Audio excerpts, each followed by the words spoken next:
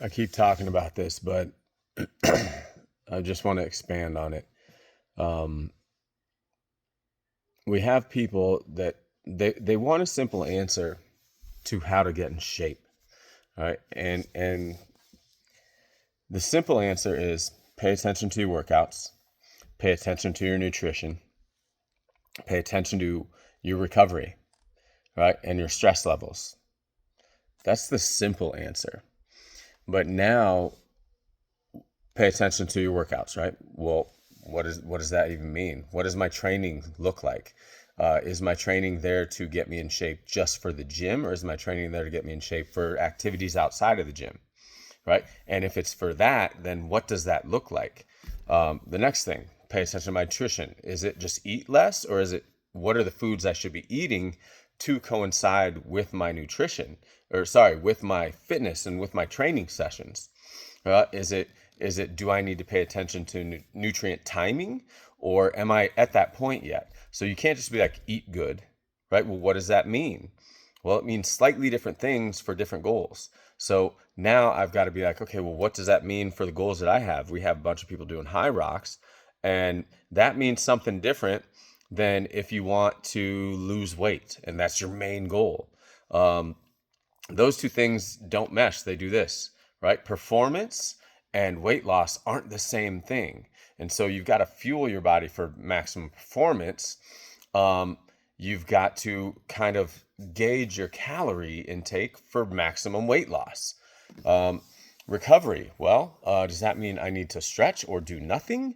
Or does that mean that I need to pay attention to my recovery strategies, and maybe that even equals some exercises? Maybe that even equals doing some things on my days off. And so I can recover and regenerate tissue to a quality that allows me to do things well when it's time to do my performance training. Um, and so we want to keep it simple, and we want to be like, oh, bench and squat and bicep curls and lat pull down, and that's going to get me in shape. Um, and it will get you in a shape that gets you in. That doesn't mean it carries over to anything. That doesn't mean that it's going to allow you to be better at a sport or an activity. It just means it'll get you in shape for that. So now my training regimen needs to be something that'll get me in shape for what I define is in shape. I like to ski. I like to play tennis. I like to play basketball. Well, is squats and lunges and bicep curls and lat pulls and bench going to get you in shape for basketball? I would argue it probably won't. Um, I would argue that it might actually be detrimental the way that if those are your main strength training protocols, if that's your training.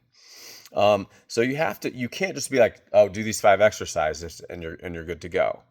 So it's a little bit more complex than we want to give it credit for, and then we want to kind of think about.